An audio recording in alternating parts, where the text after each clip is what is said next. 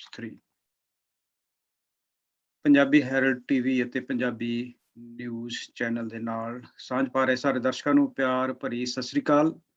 ਜਿਵੇਂ ਸਾਰੇ ਜਾਣਦੇ ਹੋ, ਨਿਊਜ਼ੀਲੈਂਡ ਦੇ ਵਿੱਚ ਇਸ ਵੇਲੇ ਆਕਲੈਂਡ ਖੇਤਰ ਦੇ ਵਿੱਚ ਕਰੋਨਾ 4 ਚੱਲ ਰਿਹਾ ਹੈ। ਕਰੋਨਾ ਤਾਲਾਬੰਦੀ ਜਿਹੜੀ ਪੱਧਰ 4 ਆ, ਘਰਾਂ ਦੇ ਵਿੱਚੋਂ ਬੈਠ ਕੇ ਸਾਰੇ ਕਰ ਰਹੇ ਨੇ, ਚਾਹੇ ਉਹ ਪੜ੍ਹਾਈ ਦੀ ਗੱਲ ਹੋਵੇ, ਚਾਹੇ ਉਹ ਕੰਮ ਦੀ ਗੱਲ ਹੋਵੇ, ਚਾਹੇ ਉਹ ਹੋਮ ਟੂ ਵਰਕ ਹੋਵੇ, ਤੇ ਆਲਮੋਸਟ ਸਾਰੇ ਜਿਹੜੇ ਕੰਮ ਆ ਉਹ ਘਰ ਤੋਂ ਹੀ ਹੋ ਰਹੇ ਨੇ। ਪਰ ਇਸ ਦੌਰਾਨ ਅਸੀਂ ਆਪਣੇ ਪੰਜਾਬੀ ਭਾਈਚਾਰੇ ਦੇ ਲਈ, ਭਾਰਤੀ ਭਾਈਚਾਰੇ ਦੇ ਲਈ ਅਸੀਂ ਕੁਛ ਨਾ ਕੁਛ ਸੋਚਿਆ ਵੀ ਤੁਹਾਡੇ ਸਾਹਮਣੇ ਕੋਈ ਨਾ ਕੋਈ ਇਹੋ ਜਿਹੀ ਜਾਣਕਾਰੀ ਦਿੱਤੀ ਜਾਵੇ ਜਿਹੜੀ ਤੁਹਾਡੇ ਲਈ ਆਉਣ ਵਾਲੇ ਸਮੇਂ ਦੇ ਵਿੱਚ ਯੂਜਫੁਲ ਹੋਵੇ। ਸੋ ਬੀਤੇ ਕੁਝ ਦਿਨਾਂ ਤੋਂ ਇਹ ਉਪਰਾਲਾ ਕਰ ਰਹੇ ਹਾਂ ਤੇ ਅੱਜ ਅਸੀਂ ਇਸ ਉਪਰਾਲੇ ਦੇ ਵਿੱਚ ਸ਼ਾਮਲ ਕਰਾਂਗੇ ਇੱਕ ਨਿਊਜ਼ੀਲੈਂਡ ਦੇ ਵਿੱਚ ਬਹੁਤ ਹੀ ਜਿਹੜਾ ਵੀ ਕੋਈ ਨਵਾਂ ਨਿਊ ਕਮਰ ਹੈਗਾ, ਜਾਂ ਇੱਥੇ ਆ ਗਏ ਆ, ਜਾਂ ਜਿਨ੍ਹਾਂ ਦੀ ਪੜ੍ਹਾਈ ਇੱਥੇ ਬੇਸਿਕ ਜਿਹੜੀ ਆਈਲੈਟਸ ਦੇ ਨਾਲ ਨਹੀਂ ਆਏ, ਹੋਰ ਸਕੂਲਾਂ ਦੇ ਵਿੱਚੋਂ ਆਇਆ, ਉਹਨਾਂ ਦੇ ਲਈ ਇੱਕ ਇੰਗਲਿਸ਼ ਭਾਸ਼ਾ ਜਿਹੜੀ ਉਹ ਬਹੁਤ ਹੀ ਜ਼ਰੂਰੀ ਹੁੰਦੀ ਹੈ। ਇੱਥੇ ਦੇ ਵਿਚਰਨ ਦੇ ਵਾਸਤੇ ਤੁਸੀਂ ਕਿਤੇ ਵੀ ਜਾਣਾ ਉਹਦੀ ਜ਼ਰੂਰਤ ਪੈਂਦੀ ਆ। ਇੱਥੇ ਪਹੁੰਚ ਕੇ ਇਸ ਇੰਗਲਿਸ਼ ਦੇ ਨਾਲ ਕਿੱਦਾਂ ਆਪਣੀ ਸਾਂਝ ਪੈਦਾ ਕਰਨੀ ਆ, ਕਿੱਦਾਂ ਅਸੀਂ ਕੁਆਲੀਫਿਕੇਸ਼ਨ ਲੈਵਲ 1 2 3 ਤੱਕ ਜਾਣਾ ਆ। ਸੋ ਇਹ ਸਰਕਾਰ ਵੀ ਇਹਦੇ ਵਿੱਚ ਇੱਕ ਵੱਡਾ ਸਹਿਯੋਗ ਕਰਦੀ ਆ, ਤੇ ਇਸ ਸਹਿਯੋਗ ਦੇ ਵਿੱਚ ਜਿਹੜੇ ਅਧਿਆਪਕ ਕਰਦੇ ਨੇ ਉਹਨਾਂ ਦਾ ਵੀ ਇੱਕ ਰੋਲ ਬਹੁਤ ਵਧੀਆ ਹੁੰਦਾ, ਤੇ ਲੋਕਾਂ ਨੂੰ ਜਾਗਰੂਕ ਕਰਨ ਵਾਸਤੇ ਵੀ ਤੇ ਕਲਾਸਾਂ ਲੈਣ ਵਾਸਤੇ ਵੀ। ਆਪਾਂ ਸਾਰੇ ਆਲਮੋਸਟ ਅਸੀਂ ਜਾਣਦੇ ਹਾਂ ਮੈਡਮ ਇੰਦੂ ਬਾਜਵਾ ਤੋਂ, ਤੇ ਜਿਹੜੇ ਰੇਡੀਓ ਸਪੈਸ਼ਲ ਦੇ ਉੱਤੇ ਵੀ ਅਕਸਰ ਪ੍ਰੋਗਰਾਮ ਪੇਸ਼ ਕਰਦੇ ਨੇ, ਤੇ ਬਹੁਤ ਸਾਰੇ ਜਿਹੜੇ ਆ ਇੰਗਲਿਸ਼ ਦੇ ਵਾਸਤੇ ਜਿਹੜੇ ਸਟੂਡੈਂਟ ਹੈਗੇ ਆ, ਉਮਰ ਦਾ ਇਹਨਾਂ ਦੇ ਕੋਲ ਕੋਈ ਫਰਕ ਨਹੀਂ ਆ, ਤੇ ਸਾਰਿਆਂ ਨੂੰ ਸਿਖਾ ਵੀ ਚੁੱਕੇ ਨੇ। ਅੱਜ ਉਹਨਾਂ ਨਾਲ ਗੱਲਬਾਤ ਕਰਾਂਗੇ ਤਾਂ ਕਿ ਤੁਹਾਡੀ ਜਾਣਕਾਰੀ ਵਿੱਚ ਵਾਧਾ ਹੋ ਸਕੇ ਤੇ ਤੁਸੀਂ ਆਉਣ ਵਾਲੇ ਸਮੇਂ ਵਿੱਚ ਉਹਨਾਂ ਦੀਆਂ ਜਿਹੜੀਆਂ ਸੇਵਾਵਾਂ ਵੀ ਲੈ ਸਕੋ। ਸੋ ਮੈਡਮ ਇੰਦੂ ਬਾਜਵਾ ਜੀ, ਬਹੁਤ ਹੀ ਪਿਆਰ ਭਰੀ ਸਤਿ ਸ੍ਰੀ ਅਕਾਲ ਜੀ, ਨਮਸਕਾਰ, ਕਿਆ ਹੋ ਰਹਾ। ਤੇ ਹੁਣ ਇਸ ਵੇਲੇ ਗੁੱਡ ਈਵਨਿੰਗ ਹੋ ਚੁੱਕੀ ਆ। ਸੋ ਕੀ ਕਿਸ ਤਰ੍ਹਾਂ ਚੱਲ ਰਿਹਾ ਜੀ ਤੁਹਾਡਾ ਹਾਲ ਚਾਲ? ਸਤਿ ਸ਼੍ਰੀ ਅਕਾਲ ਜੀ, ਬਹੁਤ-ਬਹੁਤ ਸ਼ੁਕਰੀਆ ਤੁਸੀਂ ਮੈਨੂੰ ਇਸ ਕਾਬਿਲ ਸਮਝਿਆ ਕਿ ਮੈਂ ਆਪ ਜੀ ਨੂੰ ਥੋੜ੍ਹੀ ਜਾਣਕਾਰੀ ਦੇ ਸਕਾਂ। ਜੀ। ਹਾਂਜੀ, ਬਹੁਤ ਵਧੀਆ ਚੱਲ ਰਿਹਾ। ਬਸ ਕਹਿੰਦੇ ਨੇ ਕਿ ਸਾਡਾ ਵੀ ਬੀਇੰਗ ਅ ਟੀਚਰ ਤੇ ਸਾਡੀ ਵੀ ਜ਼ੂਮ ਕਲਾਸਿਸ ਹੋ ਰਹੀਆਂ। ਬਹੁਤ ਮਜ਼ਾ ਆ ਰਿਹਾ ਜ਼ੂਮ ਤੇ ਪੜ੍ਹਾ ਕੇ, ਔਰ ਕਾਫੀ ਚੈਲੰਜਿੰਗ ਹੈ, ਪਰ ਹਰ ਕਹਿੰਦੇ ਨਾ ਕਿ ਹਰ ਚੁਣੌਤੀ ਨੂੰ ਜੇ ਅਸੀਂ ਪੋਜ਼ਿਟਿਵਲੀ ਲਈਏ ਤੇ ਉਹ ਚੁਣੌਤੀ ਖੂਬਸੂਰਤ ਹੋ ਜਾਂਦੀ ਹੈ। ਜੀ, ਬਿਲਕੁਲ। ਜੇ ਅੱਜ-ਕੱਲ੍ਹ ਨਾ ਬੱਚਿਆਂ ਨੂੰ ਵੀ ਪੁੱਛੀਏ, ਛੋਟੇ ਬੱਚਿਆਂ ਨੂੰ ਪੁੱਛਿਆ ਵੀ ਬੱਚੇ ਅੱਜ ਕੀ ਕੀਤਾ? ਉਹ ਕਹਿੰਦਾ ਮੈਂ ਤਾਂ ਮੀਟਿੰਗ ਤੇ ਸੀ। ਉਹ ਹਰ ਬੰਦਾ ਅੱਜ-ਕੱਲ੍ਹ ਮੀਟਿੰਗ ਤੇ, ਉਹਨੂੰ ਪੁੱਛੇ ਕਿਹੜੀ ਮੀਟਿੰਗ ਤੇ? ਅਗਲਾ ਕਹਿੰਦਾ ਮੈਂ ਜ਼ੂਮ ਮੀਟਿੰਗ ਤੇ ਸੀਗਾ, ਮੈਂ ਤਾਂ ਆਪਣੀ ਟੀਚਰ ਦੇ ਨਾਲ ਪੜ੍ਹਦਾ ਸੀ। ਸੋ ਜਿਹੜਾ ਟਰੈਂਡ ਹੈਗਾ, ਸੋ ਹਾਂਜੀ। ਉਹ ਸਾਰਾ ਟੋਟਲ ਚੇਂਜ ਹੋ ਚੁੱਕਿਆ। ਜੇ ਬੱਚਾ ਫ਼ੋਨ ਦੇ ਉੱਤੇ ਆ, ਉਹ ਤੁਹਾਨੂੰ ਕਹਿ ਸਕਦਾ ਵੀ ਮੈਂ ਕਲਾਸ ਲਾਈ ਹੋਈ ਹੈ ਜਾਂ ਮੀਟਿੰਗ ਲਾਈ ਹੋਈ ਆ। ਕੀ ਇਸ ਦੌਰਾਨ ਤੁਸੀਂ ਵੀ ਬਿਜ਼ੀ ਰਹੇ ਲੋਕਡਾਊਨ ਦੇ ਵਿੱਚ? ਹਾਂਜੀ, ਹਾਂਜੀ ਭਾਜੀ, ਬਹੁਤ ਜ਼ਿਆਦਾ, ਕਿਉਂਕਿ ਜਦੋਂ ਸਾਡਾ ਪਹਿਲੇ ਲਾਕਡਾਊਨ ਹੋਇਆ ਸੀਗਾ ਪਿਛਲੇ ਹੂੰ, ਸਾਲ, ਤੇ ਸਾਨੂੰ ਬਹੁਤ ਸਾਰੀਆਂ ਦਿੱਕਤਾਂ ਆਈਆਂ ਸੀ, ਕਿਉਂਕਿ ਜਿਹੜੇ ਮੇਰੇ ਸਟੂਡੈਂਟਸ ਹੁੰਦੇ ਨੇ ਉਹ ਉਮਰ ਦੇ ਹੁੰਦੇ ਨੇ, ਯਾਨੀ ਕਿ 20 ਸਾਲ ਤੋਂ ਲੈ ਕੇ ਤੇ ਤੁਸੀਂ ਜਿੰਨੀ ਮਰਜ਼ੀ ਉਮਰ ਲਾ ਲਓ। ਸੋ ਸਭ ਤੋਂ ਛੋਟਾ ਜਿਹੜਾ ਸਾਡਾ ਸਟੂਡੈਂਟ ਹੈ ਉਹ 18 ਸਾਲ ਤੋਂ ਹੁੰਦਾ ਹੈ, ਤੇ ਉਹਦੇ ਬਾਅਦ ਜਿੰਨੇ ਮਰਜ਼ੀ। ਤੇ ਇਹਨਾਂ ਲੋਕਾਂ ਨੇ, ਜਿਨ੍ਹਾਂ ਨੇ, ਕਿਉਂਕਿ ਮੈਂ ਰਿਫਿਊਜੀ ਔਰ ਮਾਈਗ੍ਰੈਂਟ ਸੈਕਟਰਸ, ਜਾਂ ਜਿਹੜੇ ਆਪਣੇ ਕਈ ਹੋਰ ਵੀ ਬੰਦੇ ਹੁੰਦੇ ਨੇ ਜਿਨ੍ਹਾਂ ਨੇ ਕਦੀ ਪੜ੍ਹੇ ਨਹੀਂ ਸਕੂਲਾਂ ਦੇ ਵਿੱਚ, ਹੂੰ। ਤੇ ਬੜਾ ਚੈਲੰਜਿੰਗ ਹੋ ਗਿਆ ਸੀ ਸਾਡੇ ਲਈ। ਮੈਨੂੰ ਯਾਦ ਹੈ ਜਦੋਂ ਪਹਿਲਾ ਲਾਕਡਾਊਨ ਹੋਇਆ ਸੀਗਾ, ਮੈਂ ਵਾਈਬਰ ਤੇ ਕਲਾਸਿਸ ਲਿੱਤੀਆਂ ਸੀਗੀਆਂ, ਕਿਉਂਕਿ ਉਹ ਅੱਛਾ। ਵੈਸੇ ਹੀ ਮੈਂ ਬਾਈ ਚਾਂਸ ਹੀ ਬਣਾਇਆ ਸੀਗਾ ਕਿ ਜੇ ਮੈਂ ਕਦੀ ਬਿਮਾਰ ਹੋ ਜਾ ਤਾਂ ਮੈਂ ਟੈਕਸਟ ਕਰਦਾ ਨੋ ਕਲਾਸ, ਤੇ ਹੂੰ। ਉਹ ਇੰਗਲਿਸ਼ ਦੇ ਪੱਖੋਂ ਵੀ ਉਹਨਾਂ ਨੂੰ ਕਿੱਦਾਂ ਟੈਕਸਟ ਕਰਨਾ ਆਵੇ। ਤੇ ਉਹਦੇ ਬਾਅਦ ਫਿਰ ਜਦੋਂ ਲਾਕਡਾਊਨ ਸਾਨੂੰ ਬੜਾ ਔਖਾ ਹੋਇਆ, ਪਰ ਐਤਕੀ ਫਿਰ ਜਦੋਂ ਲਾਕਡਾਊਨ ਦੇ ਬਾਅਦ ਸਭ ਪਹਿਲਾਂ ਮੈਂ ਕੀਤਾ ਹੀ ਕੰਮ ਹੈ ਕਿ ਉਹਨਾਂ ਨੂੰ ਸਿਖਾਵਾਂ ਵੀ ਜ਼ੂਮ ਕਿੱਦਾਂ, ਉਹਨਾਂ ਦੇ ਸਾਰਿਆਂ ਦੇ ਫੋਨ ਤੇ ਜ਼ੂਮ ਡਾਊਨਲੋਡ ਕੀਤਾ। ਤੇ ਅੱਛਾ ਜੀ। ਐਤਕੀ ਬੜਾ ਸੌਖਾ ਹੋ ਗਿਆ ਸੀਗਾ, ਕੋਈ ਪ੍ਰੋਬਲਮ ਨਹੀਂ ਆਈ ਹੋਇਆ ਜੀ। ਹਾਂ, ਸੋ ਮੈਂ ਇੱਕ ਵਾਈਬਰ ਤੇ ਮੈਸੇਜ ਕੀਤਾ, ਸੋ ਸੀ ਯੂ ਔਨ ਜ਼ੂਮ, ਤੇ ਸਾਰੇ ਖੁਸ਼। ਕਹਿੰਦੇ ਹੁੰਦੇ ਨਾ, ਲੋੜ ਜਿਹੜੀ ਆ ਕਾਢ ਦੀ ਮਾਂ ਹੈ। ਸੋ ਐਗਜ਼ੈਕਟਲੀ। ਲੋੜ ਪੈਦਾ ਹੋਈ ਤੇ ਕਾਢ ਜਿਹੜੀ ਨਿਕਲ ਗਈ ਆ। ਕਾਢ ਤੋਂ ਚਲੋ ਕਿਸੇ ਹੋਰ ਨੇ ਕੱਢੀ ਆ, ਪਰ ਆਪਾਂ ਜਿਹੜੀ ਕਾਢ ਹਾਂਜੀ, ਜਿਹੜੀ ਵਰਤ ਰਹੇ ਹਾਂ, ਆਪਾਂ ਜੀ। ਇਹਨੂੰ ਮੈਡਮ ਗੱਲ ਕਰਾਂਗੇ ਨਿਊਜ਼ੀਲੈਂਡ ਦੇ ਵਿੱਚ, ਕਿਉਂਕਿ ਜਦੋਂ ਮੈਂ ਵੀ ਆਇਆ ਸੀਗਾ ਤੇ ਮੈਂ ਵੀ ਤੁਹਾਡੀਆਂ ਸੇਵਾਵਾਂ ਲਈਆਂ ਸੀਗੀਆਂ, ਮੈਨੂੰ ਯਾਦ ਆ।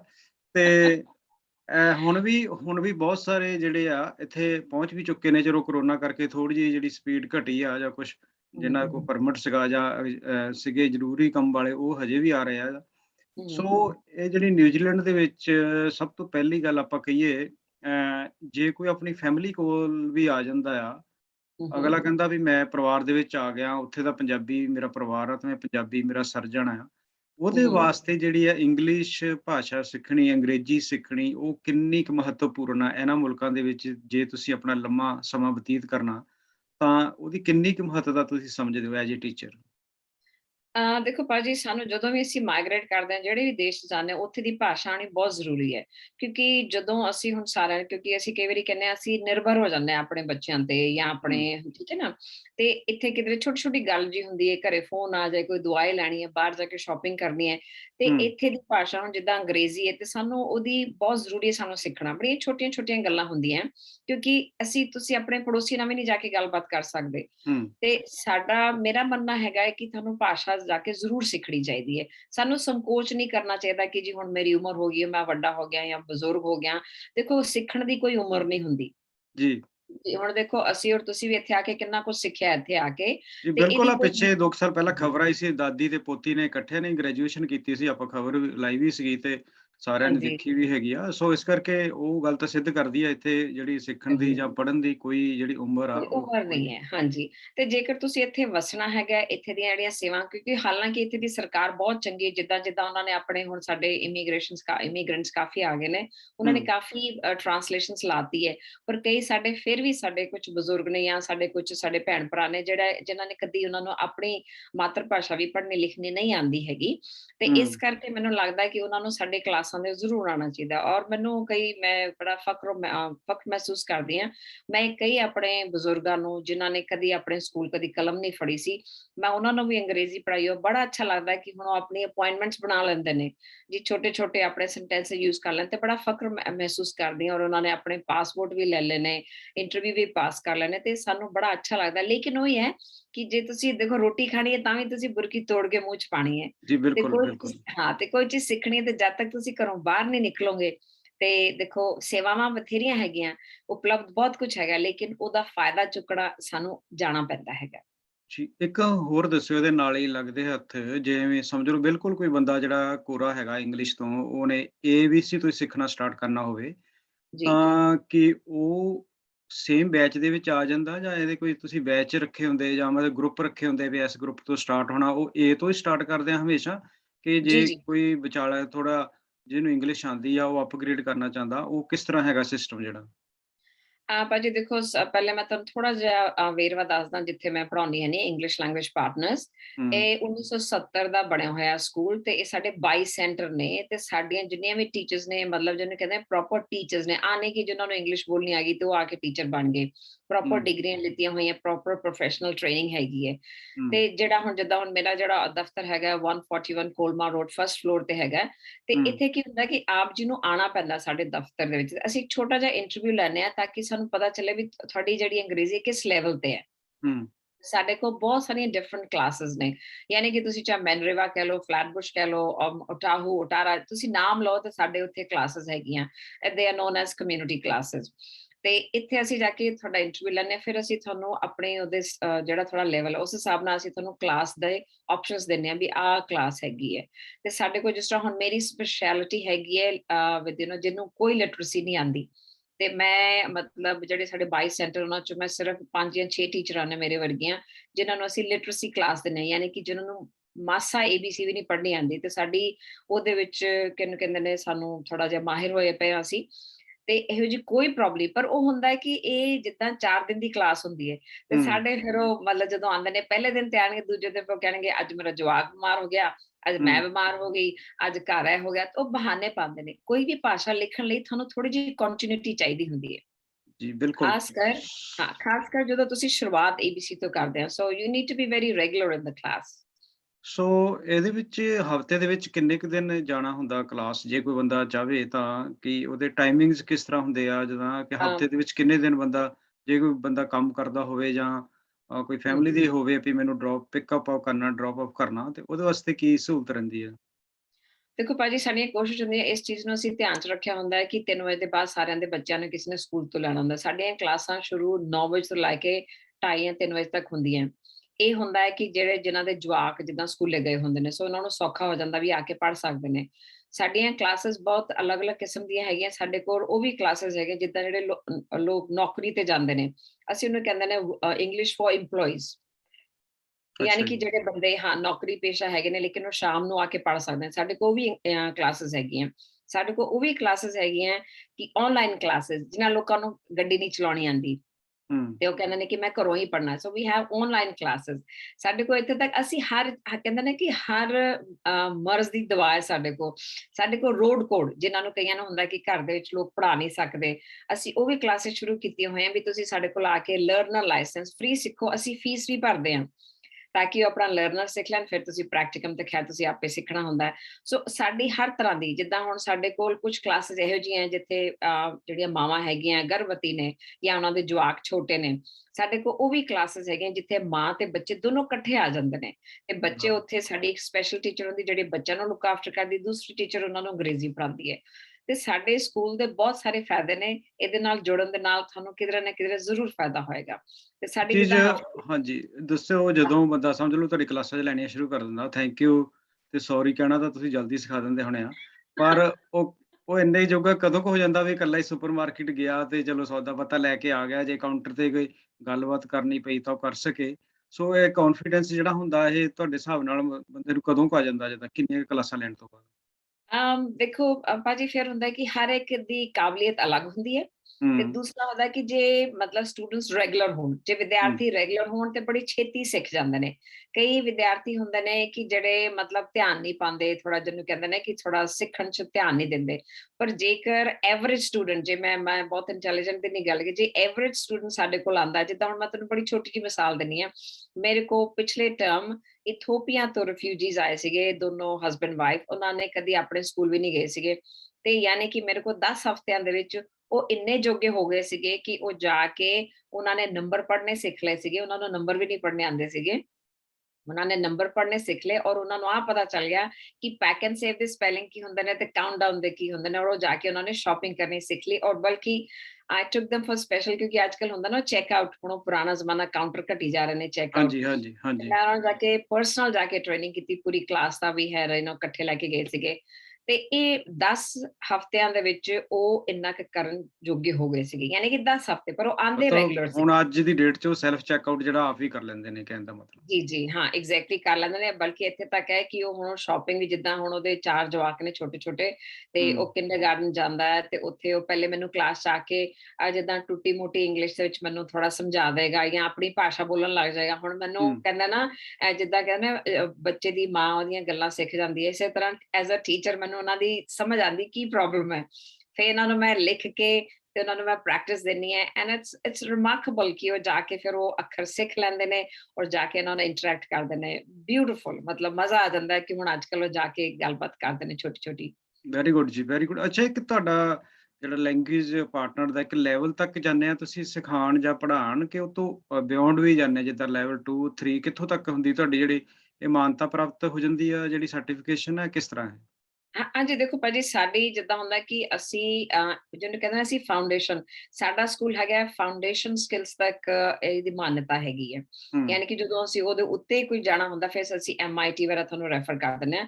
ਪਰ ਜਿਹੜੀ ਸਾਡੀ ਮਾਨਤਾ ਹੈਗੀ ਉਹ ਸਪੈਸ਼ਲੀ ਹੈਗੀ ਹੈ ਫॉर द ਫਾਊਂਡੇਸ਼ਨ ਸਕਿੱਲਸ, ਕਿ ਅਸੀਂ ਆਪ ਜੀ ਨੂੰ ਇੰਨਾ ਟ੍ਰੇਨ ਕਰ ਦਿੰਦੇ ਹਾਂ ਕਿ ਤੁਸੀਂ ਇੰਨੇ ਕਾਬਿਲ ਹੋ ਜਾਓ ਕਿ ਤੁਸੀਂ MIT ਵਾਲਾ ਜਾਂ AUT 'ਚ ਜਾ ਕੇ ਆਪਣੇ ਦੂਸਰੇ ਜਿਹੜੇ ਬਿਗਨਰਸ ਕੋਰਸ ਨੇ, ਜਿੱਦਾਂ ਕਾਰਪੈਂਟਰੀ ਦਾ ਹੋ ਗਿਆ ਜਾਂ ਹੋਰ ਕੋਈ ਹੋਇਆ ਜਾਂ ਸਿਲਾਈ ਦਾ ਹੋ ਗਿਆ ਜਾਂ ਨਰਸਿੰਗ ਦਾ ਹੋ ਗਿਆ, ਫਿਰ ਤੁਸੀਂ ਉੱਥੇ ਜਾ ਕੇ ਉਹਨੂੰ ਕਰ ਸਕਦੇ ਹੈਗੇ। ਸੋ ਇਹਦੇ ਸਾਡਾ ਵਾਸਤੇ ਫਿਰ ਤੁਹਾਡਾ ਜਿਹੜਾ ਲੈਂਗੁਏਜ ਪਾਰਟਨਰ ਕੋਈ ਅਟੈਂਡੈਂਸ ਸਰਟੀਫਿਕੇਟ ਦਿੰਦਾ, ਕਿਸ ਤਰ੍ਹਾਂ? ਹਾਂਜੀ, ਹਾਂਜੀ, ਸਾਡੇ ਕੋਲ ਪ੍ਰੋਪਰ ਸਾਡੇ, ਕਿਉਂਕਿ ਜੀ ਸਾਡਾ ਹਰ ਇੱਕ ਬੰਦੇ ਦਾ, ਸਾਡਾ ਸਾਡੇ ਸਟੂਡੈਂਟਸ ਦੇ ਮਤਲਬ ਪ੍ਰੋਪਰ ਐਨਰੋਲਮੈਂਟ ਹੁੰਦੀ ਹੈ, ਅਟੈਂਡੈਂਸ ਹੁੰਦੀ ਹੈ ਤੇ ਸਾਡਾ ਜਿਹੜਾ ਹੁੰਦਾ ਸਾਰਾ ਕੀ ਹੈਡ ਆਫਿਸ ਤੱਕ ਸਾਡਾ ਉਹਨਾਂ ਦੇ ਸਭ ਦਾ ਹੋ ਗਿਆ, ਕਿਉਂਕਿ ਸਾਡਾ ਹੈਡ ਆਫਿਸ ਵੈਲਿੰਗਟਨ ਹੈਗਾ ਹੂੰ, ਤੇ ਸਾਡਾ ਜਿੰਨੇ ਵੀ ਤੁਹਾਡੀ 80% 90% ਜਾਂ ਜਿੱਦਾਂ ਹੁਣ ਸਾਰੇ ਅਸੀਂ ਸਰਟੀਫਿਕੇਟ ਦਿੰਦੇ ਹਾਂ, ਪਲੱਸ ਆਲਸੋ ਅਸੀਂ ਸਪੋਰਟਿੰਗ ਲੈਟਰਸ ਦਿੰਦੇ ਹੈਗੇ, ਜਿੱਦਾਂ ਹੁਣ ਅਸੀਂ ਪਿੱਛੇ ਜੇ ਜਿਹੜੀ ਸਾਡੀ ਇੰਗਲਿਸ਼ ਫॉर EMPLOYEES ਹੈ, ਅਸੀਂ ਆਪਣੇ ਸਟੂਡੈਂਟਸ ਨੂੰ ਨੌਕਰੀ ਲੱਭ ਕੇ ਵੀ ਦੇਣ ਦੀ ਕੋਸ਼ਿਸ਼ ਕਰਦੇ ਹਾਂ। ਸੋ ਅਸੀਂ ਹਰ ਤਰ੍ਹਾਂ ਦੀ ਉਹਨਾਂ ਦੀ ਮਤਲਬ ਕਹਿੰਦੇ ਕਿ ਪਿੱਛੇ ਬੈਕਬੋਨ ਹੈਗੇ ਆ, ਬਲਕਿ ਇੱਥੇ ਤੱਕ ਕਿ ਜਿਨ੍ਹਾਂ ਨੂੰ ਆਪਣਾ ਨਿਊਜ਼ੀਲੈਂਡ ਪਾਸਪੋਰਟ ਚਾਹੀਦਾ ਹੈ ਉਹਨਾਂ ਨੂੰ ਵੀ ਅਸੀਂ ਵੈਰੀ ਸਪੋਰਟਿੰਗ ਲੈਟਰ ਦਿੰਦੇ ਹਾਂ। ਔਰ ਸਾਨੂੰ ਬੜੀ ਖੁਸ਼ੀ ਹੈ ਕਿ ਸਾਡੇ ਜ਼ਿਆਦਾਤਰ ਮਤਲਬ 99.9% ਜਿਹੜੀ ਸਾਡੀ ਹੈ ਕਿ ਸਾਨੂੰ ਸਕਸੈਸ ਮਿਲਦਾ ਹੈਗਾ। ਕੋਈ ਇੱਕ ਹੂੰ। ਅੱਧਾ ਸਟੂਡੈਂਟ ਜਿਹੜਾ ਕਿ ਮਾਸਾ ਨਹੀਂ ਕੋਈ ਕੰਮ ਕੁਮ ਕਰਕੇ ਰਾਜ਼ੀ, ਉਹ ਰਹਿ ਜਾਂਦੇ ਨੇ, ਲੇਕਿਨ ਜ਼ਿਆਦਾਤਰ ਹੈ ਆਈ ਵੁੱਡ ਸੇ 99.9% ਸਾਡੀ ਸਕਸੈਸਫੁਲ ਰੇਟ ਹੈਗਾ। ਤੇ ਅੰਗਰੇਜ਼ੀ ਸਿੱਖਣ ਵਾਸਤੇ ਜੇ ਕੋਈ ਬੰਦਾ ਡਿਸਾਈਡ ਕਰ ਲੈਂਦਾ ਕਿ ਇਹਦੀ ਕੋਈ ਫੀਸ ਸਟਰਕਚਰ ਹੈਗਾ, ਜਾਂ ਕਿੰਨੀ ਕੁ ਫੀਸ ਲੱਗਦੀ ਆ, ਜਾਂ ਕਿ ਕਿਸ ਤਰ੍ਹਾਂ ਦੇ ਮਤਲਬ ਕਿ ਫੀਸ ਫ੍ਰੀ ਕੋਰਸ ਹੈਗਾ? ਇਹਦੇ ਵਾਸਤੇ ਕੀ ਖਰਚਾ ਆਉਣ ਦੀ ਜਿਹੜੀ ਹੁੰਦੀ ਹੈ ਇਹਦੇ ਵਿੱਚ? ਭਾਜੀ ਇਹ ਟੋਟਲ ਮੁਫ਼ਤ ਹੈਗਾ ਹੈ, ਆਪ ਜੀ ਨੂੰ ਹੂੰ, ਕੁਛ ਨਹੀਂ, ਬਲਕਿ ਅਸੀਂ ਤਾਂ ਇੱਥੇ ਤੱਕ ਕਰਦੇ ਹਾਂ ਕਿ ਅਸੀਂ ਆਪਣੇ ਕੋਲੋਂ ਦੀ ਪੈਸੇ ਕਰਕੇ ਉਹਨਾਂ ਨੂੰ ਅਸੀਂ ਬੱਸ ਕਾਰਡ ਵੀ ਬਣਾ ਕੇ ਦਿੰਦੇ ਹਾਂ, ਜਿੱਦਾਂ $10 $20 ਉਹਨਾਂ ਨੂੰ ਸਕੂਲੇ ਆਉਣ ਦੀ ਦਿੱਕਤ ਵੀ ਨਾ ਹੋਏ, ਟੋਟਲ ਫ੍ਰੀ ਨੇ। ਬਲਕਿ ਇੱਥੇ ਮੈਂ ਆਪ ਜੀ ਨੂੰ ਦੱਸਣਾ ਚਾਹਾਂਗੀ, ਕਿਉਂਕਿ ਕਈ ਵਾਰੀ ਹੁੰਦਾ ਹੈ ਕਿ ਅਸੀਂ ਇਮੀਗ੍ਰੇਸ਼ਨ ਜਦੋਂ ਅਸੀਂ ਇੱਥੇ ਆਉਂਦੇ ਹਾਂ ਨਿਊਜ਼ੀਲੈਂਡ, ਕਈ ਹੂੰ, ਵਾਰੀ ਕੁਛ ਲੋਕ 5,000 ਜਾਂ 6,000 ਜਾਂ 7,000 ਡਾਲਰ ਫੀਸ ਭਰਦੇ ਨੇ ਇੰਗਲਿਸ਼, ਜਿਨ੍ਹਾਂ ਨੂੰ ਨਹੀਂ ਆਉਂਦੀ। ਹੂੰ, ਤੇ ਜੇਕਰ ਉਹ ਸਾਡੇ ਕੋਲ ਸਰਟੀਫਿਕੇਟ ਜਦੋਂ ਨਿਊਜ਼ੀਲੈਂਡ ਆ ਜਾਂਦੇ ਨੇ, ਤੇ ਜੇ ਉਹ ਸਰਟੀਫਿਕੇਟ ਸਾਡੇ ਕੋਲ, ਉਹਨਾਂ ਕੋਲ ਇੱਕ ਪਰਚਾ ਹੁੰਦਾ, ਲਿਖਿਆ ਹੁੰਦਾ ਵੀ ਉਹਨਾਂ ਨੇ ਇੰਨੀ ਫੀਸ ਦਿੱਤੀ ਹੈ, ਕਿਉਂਕਿ ਉਹ ਅੱਧਾ ਪੈਸਾ ਸਰਕਾਰ ਰੱਖ ਲੈਂਦੀ, ਅੱਧਾ ਪੈਸਾ ਸਾਡੇ ਸਕੂਲ ਨੂੰ ਆਉਂਦਾ ਹੈ, ਹੂੰ, ਜੇਕਰ ਉਹ ਬੰਦੇ ਸਾਡੇ ਕੋਲ ਆਉਣ, ਓਦਾਂ ਨਹੀਂ ਆਉਂਦਾ। ਤੇ ਜਦੋਂ ਸਾਡੇ ਕੋਲ ਆ ਜਾਂਦੇ ਨੇ ਔਰ ਅਸੀਂ ਉਹਨਾਂ ਨੂੰ ਮੈਚ ਕਰ ਦਿੰਦੇ ਹਾਂ ਸਟੂਡੈਂਟ, ਤੇ ਸਰ ਟੀਚਰ ਹੈ ਜਿਹੜੀ ਉਹਨਾਂ ਦੇ ਘਰੇ ਜਾ ਕੇ ਪੜ੍ਹਾਉਂਦੀ ਹੈ। ਤੇ ਜਿਸ ਤਰ੍ਹਾਂ ਕਿ ਕਈ ਲੋਕ 6,000 ਦਿੰਦੇ ਨੇ, ਤੇ ਉਹ 3,000 ਸਰਕਾਰ ਰੱਖਦੀ, 3,000 ਸਾਡੇ ਸਕੂਲੇ ਆਉਂਦਾ। ਫਿਰ ਜਿਹੜੀ ਵੀ ਟੀਚਰ ਪੜ੍ਹਾਉਂਦੀ ਹੈ, ਫਿਰ ਉਹਨੂੰ ਆਵਰਲੀ ਰੇਟ ਦਿੱਤਾ ਜਾਂਦਾ ਹੈ, ਕਿਉਂਕਿ ਉਹ ਜਾ ਕੇ ਪੜ੍ਹਾ ਰਹੀ ਹੈ ਉਹਨਾਂ ਦੇ ਘਰੇ। ਸੋ ਉਹਨੂੰ ਅਸੀਂ ਕਹਿੰਦੇ ਹਾਂ ਹੋਮ ਟਿਊਟਰ ਸਰਵਿਸਿਜ਼। ਸੋ ਇਹ ਤਾਂ ਇੱਕ ਬਹੁਤ ਵਧੀਆ ਸਹੂਲਤ ਹੈਗੀ ਆ, ਜਿੱਦਾਂ ਉਹ ਤਾਂ ਹਾਂਜੀ, ਤੁਸੀਂ ਘਰ ਹੀ ਕਿਉਂਕਿ ਟੀਚਰ ਨੇ ਬਹੁਤ ਚੱਲ ਅਸੀਂ ਜਾਣਾ। ਕੋਸ਼ਿਸ਼ ਕਰਦੇ ਹਾਂ, ਬਲਕਿ ਅਸੀਂ ਪਿੱਛੇ ਜਿਹੇ ਲੋਕਾਂ ਨੂੰ ਹੁਣ ਜਿੱਦਾਂ ਬੱਸ ਨਹੀਂ ਫੜਨੀ ਆਉਂਦੀ, ਤੇ ਇੱਥੇ ਤੱਕ ਹੈ ਕਿ ਅਸੀਂ ਐਜ਼ ਟੀਚਰਸ ਅਸੀਂ ਗਰੁੱਪ ਲੈ ਕੇ ਜਾਂਦੇ ਹਾਂ, ਉਹਨਾਂ ਦੇ ਬੱਸ ਕਾਰਡ ਬਣਾਉਂਦੇ ਹਾਂ, ਫਿਰ ਅਸੀਂ ਉਹਨਾਂ ਦੇ ਨਾਲ ਬੱਸ 'ਚ ਬਹਿ ਕੇ ਉਹਨਾਂ ਨੂੰ ਸਾਰਾ ਸਿਖਾਉਂਦੇ ਹਾਂ, tag on tag of trains. ਤਾਂ ਅਸੀਂ ਇਹਨਾਂ ਨੂੰ ਜਿਹਨੂੰ ਕਹਿੰਦੇ ਸਾਡਾ ਜਿਹੜਾ ਸਕੂਲ ਹੈ ਉਹ ਮਾਹਿਰ ਹੈ English for settlement. So we are doing English for settlement, ਕਿਉਂਕਿ ਜਿਹੜੀ ਸਾਡੀ ਰੋਜ਼ਮर्रा ਦੀ ਜਿਹੜੀ ਪ੍ਰੋਬਲਮਸ ਹੈ, banking, going to school, taking a bus or a train, ਔਰ ਬੱਚਿਆਂ ਨਾਲ ਪੀਟੀਐਮ ਯਾਨੀ ਕਿ ਪੈਰੈਂਟ ਟੀਚਰਸ ਹੂੰ, ਮੀਟਿੰਗ ਵਗੈਰਾ, ਇਹ ਸਾਰੇ ਤੇ ਅਸੀਂ ਉਹਨਾਂ ਨੂੰ ਕਾਬਿਲ ਕਰਨ ਦੀ ਕੋਸ਼ਿਸ਼ ਕਰਦੇ ਹਾਂ ਕਿ ਜਿੱਥੇ ਤੱਕ ਹੋਏ ਇਹ ਕਾਬਿਲ ਹੋ ਜਾਣ। ਇਹ ਹੁਣ ਜਿਵੇਂ ਲੋਕਡਾਊਨ ਚੱਲ ਰਿਹਾ, ਹੋ ਸਕਦਾ ਲੋਕਡਾਊਨ ਹੌਲੀ-ਹੌਲੀ ਸਲੋ ਹੋ ਕੇ ਨੀਚੇ ਆਊਗਾ। ਪਰ ਇਸ ਦੌਰਾਨ ਵੀ ਜਿਹੜੀ ਹੈ ਤੁਹਾਡੀ ਨਵੀਂ ਐਨਰੋਲਮੈਂਟ ਜਾਰੀ ਆ, ਚਾਹੇ ਜ਼ੂਮ ਦੇ ਉੱਤੇ ਕਲਾਸਾਂ ਹੋ ਰਹੀਆਂ, ਤੇ ਕੀ ਤੁਹਾਡੇ ਨਾਲ ਇਹਨਾਂ ਦਿਨਾਂ ਦੇ ਵਿੱਚ ਵੀ ਸੰਪਰਕ ਕਰ ਸਕਦੇ ਆ ਲੋਕ? ਹਾਂਜੀ, ਹਾਂਜੀ, ਕਿਉਂਕਿ ਜੇਕਰ ਮੈਂ ਤਾਂ ਤੁਹਾਨੂੰ ਹੁਣੇ ਨੰਬਰ ਵਰਤੇ, ਤੁਸੀਂ ਸਾਨੂੰ ਸੰਪਰਕ ਕਰ ਸਕਦੇ ਹੋ, ਕਿਉਂਕਿ ਅਸੀਂ ਸਾਡੇ ਜਿਹੜੇ ਆਫਿਸ ਵਾਲੇ ਨੇ ਉਹ ਆਪਣੇ ਘਰੋਂ ਫੋਨ ਕਰ ਰਹੇ ਨੇ, ਤੇ ਸਾਡੇ ਉਹ ਕਨੈਕਸ਼ਨ ਅਸੀਂ ਉੱਧਰ ਪਾਤਾ ਆਫਿਸ ਦਾ ਫੋਨ, ਔਰ ਉਹ ਸਾਡੀ ਜਿਹੜੀ ਆਫਿਸ ਕੋਆਰਡੀਨੇਟਰ ਹੈ ਟਰੀਸਾ, ਉਹਦੇ ਘਰ ਚਲਾ ਗਿਆ। ਸੋ ਹੂੰ, ਵਾਟ ਹੈਪਨਸ ਕਿ ਅਸੀਂ ਉਹਨਾਂ ਦੇ ਨਾਲ ਇੱਕ 1 to 1 ਅਸੀਂ ਇਹਨਾਂ ਨੂੰ ਕਾਲ ਕਰਕੇ ਗੱਲ ਕਰ ਸਕਦੇ ਹਾਂ।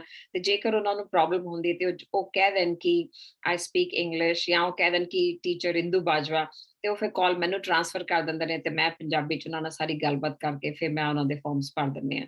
ਤੇ ਸਾਡੇ ਕੋਲ ਹਰ ਭਾਸ਼ਾ ਦੇ ਟੀਚਰ ਹੈਗੇ ਨੇ, ਤੇ ਕਹਿੰਦੇ ਨੇ ਕਿ ਕੋਈ ਪ੍ਰੋਬਲਮ ਹੈ ਨਹੀਂ, ਜੇ ਉਹਨਾਂ ਨੂੰ ਲੱਗਦਾ ਕਿ ਸਾਨੂੰ ਸਿਰਫ ਪੰਜਾਬੀ ਆਉਂਦੀ ਤੇ ਕੋਈ ਗੱਲ ਨਹੀਂ, ਉਹ ਜਾ ਕੇ ਕਹਿ ਸਕਦੇ ਨੇ ਕਿ ਟਾਕ ਟੀਚਰ ਇੰਦੂ ਜਾਂ ਇੰਦੂ ਬਾਜਵਾ, ਤੇ ਉਹ ਸਿੱਧਾ ਫੋਨ ਮੈਨੂੰ ਆ ਜਾਏਗਾ, ਤੇ ਮੈਂ ਉਹਨਾਂ ਦੀ ਸਾਰੀ ਜਿਹੜੀ ਪ੍ਰੋਬਲਮ ਹੈ ਉਹਨੂੰ ਸੌਰਟ ਆਊਟ ਕਰ ਸਕਦੇ ਹਾਂ।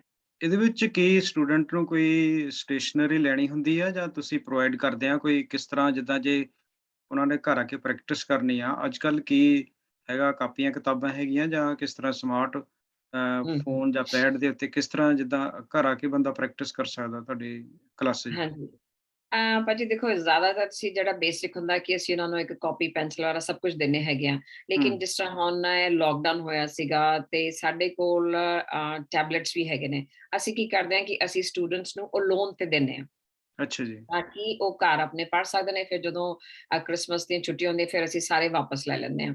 ਤੇ ਅਸੀਂ ਮਤਲਬ ਬੜੇ ਮਾਡਰਨ ਬੰਦੇ ਹੈਗੇ ਆ, ਅਸੀਂ ਉਹਨਾਂ ਨੂੰ ਟੈਬਲੇਟਸ ਵੀ ਦੇ ਦਿੰਦੇ ਹਾਂ ਫॉर ਅ ਲੋਨ, ਬਟ ਉਹਨਾਂ ਨੇ ਵਾਪਸ ਸਾਨੂੰ ਕਰਨਾ ਹੁੰਦਾ। ਫਿਰ ਜਿਹੜੀ ਸਟੇਸ਼ਨਰੀ ਜਿਹੜੀ ਅਸੀਂ ਲੋਕਾਂ ਨੂੰ ਪੜ੍ਹਾਉਂਦੇ ਹਾਂ, ਇਟਸ ਟੋਟਲੀ ਫ੍ਰੀ, ਅਸੀਂ ਉਹਨਾਂ ਨੂੰ ਪ੍ਰਿੰਟ ਆਊਟ ਕਰਕੇ ਸਾਰਾ ਕੁਝ ਦਿੰਦੇ ਹਾਂ, ਉਹਨਾਂ ਨੇ ਕੁਝ ਨਹੀਂ ਕਰਨਾ ਹੈਗਾ।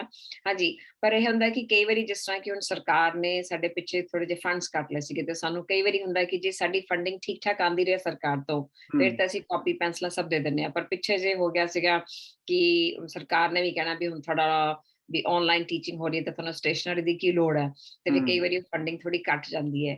ਪਰ ਜ਼ਿਆਦਾਤਰ ਜਿਹੜਾ ਇੰਟਰੋਡਕਟਰੀ ਪੈਕੇਜ ਹੁੰਦਾ, ਉਹਦੇ ਵਿੱਚ ਅਸੀਂ ਇਹਨਾਂ ਨੂੰ ਕਾਪੀ ਪੈਨਸਿਲ ਸਾਰਾ ਕੁਝ ਲੈ ਕੇ ਦਿੰਦੇ ਹਾਂ, ਔਰ ਆਨ ਗੋਇੰਗ ਸਾਡੀਆਂ ਜਿਹੜੀਆਂ ਵਰਕਸ਼ੀਟਸ ਨੇ ਉਹ ਅਸੀਂ ਖੁਦ ਹੀ ਪ੍ਰਿੰਟ ਕਰਕੇ ਦੇਣਾ, ਇਹਨਾਂ ਨੂੰ ਕੋਈ ਪ੍ਰੋਬਲਮ ਹੁੰਦੀ ਨਹੀਂ। ਜੀ, ਬਿਲਕੁਲ, ਬਹੁਤ ਅੱਛਾ, ਕਿਉਂਕਿ ਜਦੋਂ ਦੇ ਤੁਸੀਂ 2000 ਮੇਰੇ ਖਿਆਲ 6 ਤੋਂ ਪੜ੍ਹਾ ਰਹੇ ਹੋ ਇੱਥੇ, ਤੇ ਹਾਂਜੀ। ਉਹਦੇ ਵਿੱਚ ਕਿੰਨੀਆਂ ਕੁ ਹੋਰ ਅੱਜ ਦੀ ਡੇਟ ਦੇ ਵਿੱਚ ਕਾफ़ੀ ਚੇਂਜਿਸ ਆਈਆਂ ਪੜ੍ਹਾਉਣ ਦੇ ਵਿੱਚ, ਜਾਂ ਅਪਗ੍ਰੇਡ ਕਰਨ ਦੇ ਵਿੱਚ ਵੀ? ਕਿਉਂਕਿ ਨਵੀਂ-ਨਵੀਂ ਟੈਕਨੀਕ ਵੀ ਆ ਰਹੀ ਆ, ਤੇ ਸਟੂਡੈਂਟ ਵੀ ਵਧਿਆ, ਮਾਈਗ੍ਰੇਸ਼ਨ ਵੀ ਵਧੀ ਆ, ਤੇ ਹਮ, ਤੁਹਾਡਾ ਵੀ ਜਿਹੜਾ ਅਦਾਰਾ ਆ ਕਾਫ਼ੀ ਅੱਗੇ ਤੋਂ ਅੱਗੇ ਐਕਸਪੈਂਡ ਹੋ ਰਿਹਾ? ਹਮ। ਹਾਂਜੀ, ਕਿਉਂਕਿ ਦੇਖੋ ਭਾਜੀ, ਜਦੋਂ ਤੁਹਾਨੂੰ ਯਾਦ ਹੋ ਗਿਆ ਕਿ ਜਦੋਂ ਉਸ ਟਾਈਮ ਕਿਉਂਕਿ ਸੀਗਾ ਸਾਡਾ ਕਾਪੀ ਪੈਨਸਲ ਲਿਖਣਾ ਸਾਰਾ ਹੂੰ, ਕੁਝ ਆਨਲਾਈਨ ਹੂੰ, ਇੰਨਾ ਕੰਮ ਨਹੀਂ ਸੀਗਾ। ਤੇ ਉਸ ਟਾਈਮ ਸਾਡਾ ਸਾਰਾ ਕੁਝ ਹੁੰਦਾ ਸੀਗਾ ਕਿ ਅਸੀਂ ਮਤਲਬ ਕਾਪੀ ਪੈਨਸਲ ਕੀ ਸਾਰਾ ਕੁਝ ਆਪਣੇ ਹੈਂਡ ਰਾਈਟ ਕਰੀਦਾ ਸੀਗਾ ਕਿ ਇੱਥੇ ਤੱਕ ਕਿ ਲੈਸਨ ਪਲਾਨ ਵੀ ਹੈਂਡ ਰਾਈਟ ਕਰੀਦਾ ਸੀਗਾ ਸਭ ਕੁਝ ਹੀ। ਤੇ ਅਟੈਂਡੈਂਸ ਰਜਿਸਟਰ ਵੀ ਅਸੀਂ ਪ੍ਰੋਪਰ ਜਿੱਦਾਂ ਆਪਣੇ ਸਕੂਲੇ ਹੁੰਦਾ ਸੀ ਇੰਡੀਆ ਵੀ ਹੂੰ, ਅਟੈਂਡੈਂਸ ਵੀ ਫਲਾਣਾ ਕੌਣ ਸਭ ਕੁਝ ਸੀਗਾ। ਹੌਲੀ ਹੌਲੀ ਫਿਰ ਇਹਨਾਂ ਨੇ ਕੋਰਸ ਕਰਤਾ ਸੀਗਾ। ਮੈਂ ਬਾਈ ਚਾਂਸ ਹੀ ਇੱਥੇ ਆ ਕੇ ਕਾਫੀ ਪੜ੍ਹਾਈ ਕੀਤੀ ਹੈ ਆਕਲੈਂਡ ਯੂਨੀਵਰਸਿਟੀ ਦੇ ਵਿੱਚ ਔਰ MIT ਦੇ ਵਿੱਚ, ਹੂੰ, ਕਿਉਂਕਿ ਮੈਨੂੰ ਲੱਗਦਾ ਸੀਗਾ ਕਿਉਂਕਿ ਜਿਹੜਾ ਸਾਡਾ ਪੜ੍ਹਾਉਣ ਦਾ ਤਰੀਕਾ ਇੰਡੀਆ ਹੈ ਹੂੰ, ਉਹ ਬੜਾ ਅੱਡ ਹੈ ਔਰ ਹੂੰ, ਇੱਥੇ ਪੜ੍ਹਾਉਣ ਦਾ ਤਰੀਕਾ ਬੜਾ ਅੱਡ ਹੈਗਾ। ਹੂੰ, ਇੱਥੇ ਹੈਗਾ ਸਟੂਡੈਂਟ ਫੋਕਸ ਟੀਚਿੰਗ ਨਾ ਕਿ ਟੀਚਰ ਫੋਕਸ ਟੀਚਿੰਗ, ਕਿਉਂਕਿ ਉੱਥੇ ਹੂੰ, ਹੁੰਦਾ ਨਾ ਆਪਾਂ ਟੀਚਰ ਹੀ ਬੋਲਦੀ ਰਹਿੰਦੀ ਹੈ, ਪਰ ਇੱਥੇ ਹੂੰ, ਸਾਡੀ ਸਟੂਡੈਂਟ ਦੇ ਨਾਲ ਇਨਵੋਲਵਮੈਂਟ ਬਹੁਤ ਜ਼ਰੂਰੀ ਹੈ। It is non as student oriented classrooms. ਹੂੰ, ਹੂੰ, ਫਿਰ ਇੱਥੇ ਆ ਕੇ ਵੀ ਮੈਂ ਪੜ੍ਹਾਈ ਕੀਤੀ ਤੇ ਉਹਦੇ ਬਾਅਦ ਫਿਰ ਅਸੀਂ ਹੌਲੀ ਹੌਲੀ ਜਿਸ ਤਰ੍ਹਾਂ ਕਿ ਲਿਟਰੇਸੀ ਨਿਊਮਰਸੀ ਬਹੁਤ ਜ਼ਰੂਰੀ ਹੋ ਗਿਆ ਸੀ ਕਿ ਤੁਹਾਡੇ ਕੋਲ ਡਿਗਰੀ ਹੋਣੀ ਚਾਹੀਦੀ ਹੈ, ਬਾਈ ਚਾਂਸ ਮੇਰੇ ਕੋਲ ਸੀਗੀ ਸੋ ਆਈ ਹੈਡ ਨੋ ਪ੍ਰੋਬਲਮ। ਉਹਦੇ ਬਾਅਦ ਫਿਰ ਇਹਨਾਂ ਨੇ ਹੌਲੀ ਹੌਲੀ ਆਨਲਾਈਨ ਕੰਮ ਸ਼ੁਰੂ ਕੀਤਾ ਥੋੜਾ ਥੋੜਾ। ਲੇਕਿਨ ਜੀ, ਮੈਂ ਕਹਾਂਗੀ 2012 ਔਰ 13 ਦੇ ਵਿੱਚ ਸਾਡੇ ਚ ਇੱਕਦਮ ਹੀ ਸਾਡੇ ਉੱਤੇ ਲਾਗੂ ਹੋ ਗਿਆ ਸੀਗਾ ਕਿ ਹੁਣ ਅਸੀਂ ਲੈਪਟਾਪ ਵਗੈਰਾ ਤੇ ਜਾਈਏ ਤੇ ਸਾਡੇ ਜਿਹੜੇ ਹੈਗੇ ਨੇ ਲੈਸਨ ਪਲਾਨਸ ਉਹ ਸਾਰੇ ਆਨਲਾਈਨ ਅਸੀਂ ਸਬਮਿਟ ਕਰੀਏ ਵੀ ਪੇਪਰ ਥੋੜਾ ਘੱਟ ਕਰੀਏ। ਪਰ ਅੱਛਾ, ਹੌਲੀ-ਹੌਲੀ ਹਾਂਜੀ, ਹੌਲੀ-ਹੌਲੀ ਮੈਨੂੰ ਯਾਦ ਹੈ 2015 ਦੇ ਵਿੱਚ ਜਿਹੜੀਆਂ ਸਾਡੀ ਕਾਫੀ ਚੇਂਜਸ ਆਈਆਂ ਸੀ ਕਿਉਂਕਿ ਜਿਹੜੀ ਕੰਪਿਊਟਰ ਲਿਟਰੇਸੀ ਹੈ, ਖਾਸ ਕਰ ਜਦੋਂ ਅਸੀਂ ਕਲਾਸਿਸ ਸ਼ੁਰੂ ਕੀਤੀਆਂ ਸੀਗੀਆਂ ਇੰਗਲਿਸ਼ ਫॉर EMPLOYEES, ਉੱਥੇ ਅਸੀਂ ਮਹਿਸੂਸ ਕੀਤਾ ਕਿ ਜਿਨ੍ਹਾਂ ਨੂੰ ਆਫਿਸ ਸਕਿੱਲਸ ਚਾਹੀਦੀਆਂ ਉਹਨਾਂ ਨੂੰ ਲੈਪਟਾਪ ਆਉਣਾ ਜ਼ਰੂਰੀ ਚਾਹੀਦਾ ਹੈ, ਟਾਈਪਿੰਗ। ਸੋ 2015 ਦੇ ਵਿੱਚ ਫਿਰ ਅਸੀਂ ਸਾਡਾ ਜਿਹੜਾ ਸਕੂਲ ਹੈ ਇਸ ਪਾਸੇ ਵੀ ਅਸੀਂ ਆਪਣੀਆਂ ਕਲਾਸਿਸ ਸ਼ੁਰੂ ਕੀਤੀਆਂ ਔਰ ਅਸੀਂ ਕੁਝ ਟੀਚਰਸ ਉਹ ਵੀ ਭਰਤੀਆਂ ਕੀਤੀਆਂ ਜਿਨ੍ਹਾਂ ਨੂੰ ਜ਼ਿਆਦਾ ਮਾਈਕਰੋਸਾਫਟ ਔਰ ਜਿੱਦਾਂ ਵੀ ਕੰਪਿਊਟਰ IT ਸਪੈਸ਼ਲਿਸਟ ਨੇ ਉਹਨਾਂ ਨੂੰ ਕੀਤਾ। 2018 ਤੋਂ ਫਿਰ ਅਸੀਂ ਜ਼ਿਆਦਾ ਫੋਕਸ ਹੋ ਗਏ ਕਿ ਸਾਨੂੰ ਕਿਹਾ ਜਾਂਦਾ ਸੀਗਾ ਹੈਡ ਆਫਿਸ ਮੀਟਿੰਗਸ ਤੋਂ ਵੀ ਹੁਣ ਕੋਸ਼ਿਸ਼ ਕਰੋ ਕਿ ਤੁਸੀਂ ਲੋਕਾਂ ਨੂੰ ਆਨਲਾਈਨ ਪੜ੍ਹਾਉਣ ਦੀ ਕੋਸ਼ਿਸ਼ ਕਰੋ ਜਾਂ ਉਹਨਾਂ ਨੂੰ ਆਪਣਾ ਜਿਹੜਾ IT ਜਿੱਦਾਂ ਹੁਣ ਅਸੀਂ ਜਿਹੜੇ ਲੈਸਨ ਕਿ ਪ੍ਰਿੰਟਿੰਗ ਘੱਟ ਕਰੋ ਔਰ ਜਿਹੜਾ ਲੈਬ ਬੋਰਡ ਹੈ ਤੁਸੀਂ ਪ੍ਰੋਜੈਕਟਰਸ ਯੂਜ਼ ਕਰੋ। ਸੋ ਆਈ ਵੁੱਡ ਸੇ ਕਿ 2018 ਤੋਂ ਸਾਨੂੰ ਕਾਫੀ ਜ਼ਿਆਦਾ ਸਾਨੂੰ ਅਪਗ੍ਰੇਡ ਕਰਨਾ ਪਿਆ। ਠੀਕ ਹੈ ਹੌਲੀ ਹੌਲੀ ਥੋੜਾ ਜਿਹਾ ਔਖਾ ਲੱਗਣ ਲੱਗਿਆ ਸੀਗਾ। ਮੈਨੂੰ ਯਾਦ ਹੈ ਜਦੋਂ ਮੈਂ ਆਪਣੀ ਪਹਿਲੀ ਅਸਾਈਨਮੈਂਟ AUT ਦਿੱਤੀ ਸੀ MIT ਤੇ ਉਹ ਕਹਿੰਦੇ ਸੀ ਟਾਈਪ ਕਰਕੇ ਦਿਓ ਤੇ ਮੈਨੂੰ ਬੜਾ ਔਖਾ ਲੱਗ ਰਿਹਾ ਸੀਗਾ ਟਾਈਪ ਕਰਨਾ ਕਿਉਂਕਿ ਮੈਂ ਕਦੀ ਟਾਈਪਿੰਗ ਟੂਪਿੰਗ ਕੀਤੀ ਨਹੀਂ ਸੀਗੀ। ਹੂੰ, ਹੂੰ, ਲੇਕਿਨ ਉਹ ਕਈ ਵਾਰੀ ਹੁੰਦਾ ਹੈ ਕਿ ਤੁਹਾਨੂੰ ਵਾਹਿਗੁਰੂ ਕੁਛ ਇਹੋ ਜਿਹੇ ਮਕਾਮ ਤੇ ਲੈ ਕੇ ਜਾਂਦਾ ਕਿ ਤੁਸੀਂ it's preparing you for the future. So ਜੀ, ਮੇਰਾ ਬਿਲਕੁਲ, ਖਿਆਲ ਹਾਂਜੀ ਮੇਰਾ ਟ੍ਰਾਂਜ਼ਿਸ਼ਨ ਬੜਾ ਖੂਬਸੂਰਤ ਹੈ ਖਾਸ ਕਰ ਜਿੱਥੇ ਮੈਂ ਕੰਮ ਕਰਦੀ ਹਾਂ ਉੱਥੇ ਦੀ এনवायरमेंट ਜਿਹੜਾ ਹੈਗਾ ਇਟਸ ਵੈਰੀ ਪੋਜ਼ਿਟਿਵ। ਸਾਰੇ ਗੋਰੇ ਨੇ ਤੇ ਬਹੁਤ ਖੂਬਸੂਰਤ ਹੈ, ਇੱਕ ਦੂਜੇ ਨੂੰ ਸਪੋਰਟ ਕਰਦੇ ਨੇ, ਇੱਕ ਦੂਜੇ ਨੂੰ ਕੱਟਦੇ ਨਹੀਂ। So that is the beauty ਨਾ ਕਿਉਂਕਿ ਜਿੱਥੇ ਲੋਕ ਤੁਹਾਨੂੰ ਪੋਜ਼ਿਟਿਵ এনवायरमेंट ਹੋਵੇ ਉੱਥੇ ਕੰਮ ਕਰਨ ਦਾ ਮਜ਼ਾ ਹੀ ਕੁਝ ਹੋਰ ਹੁੰਦਾ। ਜੀ, ਬਿਲਕੁਲ ਕਿਉਂਕਿ ਜਿਹੜੀ ਦੁਨੀਆ ਆ ਉਹ ਦਿਨ ਪਰ ਦਿਨ ਜਿਹੜੀ ਆ ਅੱਗੇ ਟੈਕਨੀਕ ਵਾਈਜ਼ ਬਦਲ ਰਹੀ ਆ, ਹਰ ਚੀਜ਼ ਜਿਹੜੀ ਬਦਲ ਰਹੀ ਆ, ਕਿਉਂਕਿ ਜੇ ਤੁਸੀਂ ਆਪਣੇ ਆਪ ਨੂੰ ਬਦਲੋਗੇ ਨਹੀਂ, ਅਪਗ੍ਰੇਡ ਨਹੀਂ ਕਰੇਂਗੇ ਤਾਂ ਤੁਸੀਂ ਉਹਦੀ ਸਪੀਡ ਦੇ ਵਿੱਚ ਬਹੁਤ ਪਿੱਛੇ ਰਹਿ ਜਾਓਗੇ ਦੁਨੀਆ ਨਾਲ ਚੱਲਣ ਦੇ ਨਾਲ। ਕਿਉਂਕਿ ਜਿਹੜੀਆਂ ਜੀ ਚੀਜ਼ਾਂ ਸਾਡੇ ਯੁੱਗ ਦੇ ਵਿੱਚ ਆਈਆਂ, ਉਹ ਵੀ ਅੱਜ ਦੀ ਡੇਟ 'ਚ ਖਤਮ ਹੋ ਗਏ, ਮਤਲਬ ਇੱਕ ਪਾਸਟ ਬਣ ਗਿਆ ਹੋਇਆ। ਚਾਹੇ ਅਸੀਂ ਜੀ ਕੈਸਟਾਂ ਦੀ ਗੱਲ ਕਰੀਏ, CD ਗੱਲ ਕਰੀਏ, ਈਵਨ ਅੱਜ-ਕੱਲ੍ਹ ਤਾਂ ਜਿਹੜੀ USB ਡਰਾਈਵ ਵੀ ਅੱਜ-ਕੱਲ੍ਹ ਦੇ ਬੱਚੇ ਨੂੰ ਕਹੋ, ਉਹ ਕਹਿੰਦਾ ਇਹਦੀ ਕੀ ਲੋੜ ਆ, ਹਜੇ ਕਲਾਊਡ ਤੇ ਰੱਖੋ ਤਾਂ। ਸੋ ਆਈ ਨੋ ਜ਼ਮਾਨਾ ਤਾਂ ਬਦਲ ਗਿਆ ਸਾਰਾ ਕੁਛ। ਇੱਕ ਚੀਜ਼ ਹੋਰ ਮੇਰੇ ਦਿਮਾਗ 'ਚ ਆਉਂਦੀ ਆ, ਜਿਵੇਂ ਕੋਈ ਜੀ ਬੰਦਾ ਇੱਥੇ ਆ ਕੇ ਸੈਟਲ ਹੋ ਜਾਂਦਾ ਤੇ 5 ਕੁ ਸਾਲ ਬਾਅਦ ਉਹਦਾ ਦਿਲ ਕਰਦਾ ਫਿਰ ਨੀਲਾ ਪਾਸਪੋਰਟ ਹੁਣ ਕੈਂਸਲ ਕਰਾ ਦਈਏ ਤੇ ਕਾਲਾ ਲੈ ਲਈਏ। ਉਹਦੇ ਵਾਸਤੇ ਫਿਰ ਹਮ ਕਈ ਵਾਰ ਇੰਗਲਿਸ਼ ਦੀ ਜ਼ਰੂਰਤ ਪੈ ਜਾਂਦੀ ਆ ਉਹਨਾਂ ਨੂੰ।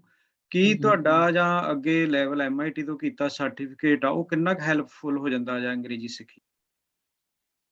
ਦੇਖੋ ਜੀ ਜੇ ਤਾਂ ਸਿਰਫ ਤੁਸੀਂ ਕਹਿ ਰਹੇ ਹੋ ਕਿ ਸਿਟੀਜ਼ਨਸ਼ਿਪ ਦੇ ਇੰਟਰਵਿਊ ਵਾਸਤੇ ਹੂੰ, ਫਿਰ ਤੇ ਸਾਡੀ ਉਹ ਜਦੋਂ ਸਾਡੇ ਕੋਲ ਜਦੋਂ ਇੰਟਰਵਿਊ ਸਾਡੇ ਕੋਲ ਦਾਖਲਾ ਲੈਣ ਆਉਂਦੇ ਨੇ ਤੇ ਉਹ ਜੇਕਰ ਉਹ ਕਲੀਅਰ ਕਰ ਦੇਣ ਕਿ ਮੈਂ ਸਿਰਫ ਪੜ੍ਹਨ ਆ ਰਿਹਾ ਕਿ ਮੈਨੂੰ ਸਿਰਫ ਸਿਟੀਜ਼ਨਸ਼ਿਪ ਇੰਟਰਵਿਊ ਵਾਸਤੇ ਮੈਂ ਪਾਸ ਹੋਣਾ ਹੂੰ, ਤੇ ਮੈਂ ਹੀ ਖੁਦ ਕਿਉਂਕਿ ਉਦੋਂ ਨਵੇਂ ਨਵੇਂ ਜਦੋਂ ਆਏ ਸੀਗੇ ਤੇ ਮੈਂ ਹੀ ਇਹਦਾ ਚ ਇੱਕ ਕੋਰਸ ਉਹਨਾਂ ਨੇ ਪੂਰੇ ਕੁਐਸਚਨਸ ਵਗੈਰਾ ਮੈਂ ਹੀ ਇੱਕ ਬੁਕਲੇਟ ਬਣਾ ਕੇ ਆਪਣੇ ਲਾਇਬ੍ਰੇਰੀ ਵਿੱਚ ਰੱਖੀ ਹੋਈ ਹੈ ਹੂੰ, ਜਿਹਦੇ ਨਾਲ ਅਸੀਂ ਇਹਨਾਂ ਨੂੰ ਸਿਰਫ ਫੋਕਸ ਕਰਦੇ ਹਾਂ ਔਰ ਉਹੀ ਚੀਜ਼ਾਂ ਕਰਕੇ ਤੇ ਬੜੀ ਛੇਤੀ ਪਾਸ ਹੋ ਜਾਂਦੇ ਨੇ ਕਿਉਂਕਿ ਹੁਣ ਇੰਨੇ ਸਾਲਾਂ ਤੋਂ ਅਸੀਂ ਪੜ੍ਹਾ ਰਹੇ ਹਾਂ ਤੇ ਹੂੰ, ਕਹਿੰਦੇ ਨੇ ਕਿ ਜਿੱਦਾਂ ਕਹਿੰਦੇ ਨਾ ਵੱਡੇ ਵੀ ਸਾਡੇ ਬੜਾ ਸੌਖਾ ਜਿਹਾ ਕੰਮ ਹੈ ਤੇ ਸਾਨੂੰ ਪਤਾ ਹੂੰ, ਹੈਗਾ ਕਿ ਇਹਨਾਂ ਨੂੰ ਇਹੀ ਪੜ੍ਹਾਉਣਾ ਹੈਗਾ ਹੂੰ, ਤੇ ਉਹ ਬਹੁਤ ਛੇਤੀ ਹੋ ਜਾਂਦਾ ਔਰ ਸਾਨੂੰ ਅਸੀਂ ਸਪੋਰਟਿੰਗ ਲੈਟਰ ਦਿੰਦੇ ਹਾਂ ਔਰ ਉਹਦੇ ਬਾਅਦ ਉਹਨਾਂ ਨੂੰ ਆਪਣਾ ਕਾਲਾ ਪਾਸਪੋਰਟ ਬੜੀ ਛੇਤੀ ਮਿਲ ਜਾਂਦਾ ਹੈਗਾ।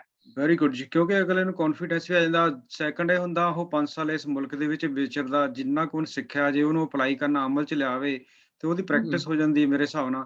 ਤੇ ਜੀ ਜੇ ਉਹ ਕਿਤੇ ਸੁਪਰਮਾਰਕੀਟ 'ਚ ਜਾਂ ਕਿਸੇ ਨਾਲ ਕਿਸੇ ਪਬਲਿਕ ਪਲੇਸ ਤੇ ਗੱਲ ਕਰ ਸਕਦਾ ਆ, ਤਾਂ ਜੇ ਕੱਲ੍ਹ ਨੂੰ ਉਹਦੀ ਇੰਟਰਵਿਊ ਆਉਂਦੀ ਆ ਤਾਂ ਉਹਦੇ ਲਈ ਕੋਈ ਅਚੰਭੇ ਵਾਲੀ ਗੱਲ ਨਹੀਂ ਹੋਣੀ, ਕਿਉਂਕਿ ਉਹਨੇ ਅੰਡਰਸਟੈਂਡ ਕਰ ਜਾਣਾ ਤੇ ਉਹਨੂੰ ਜਵਾਬ ਦੇ ਜਾਣੇ ਆ।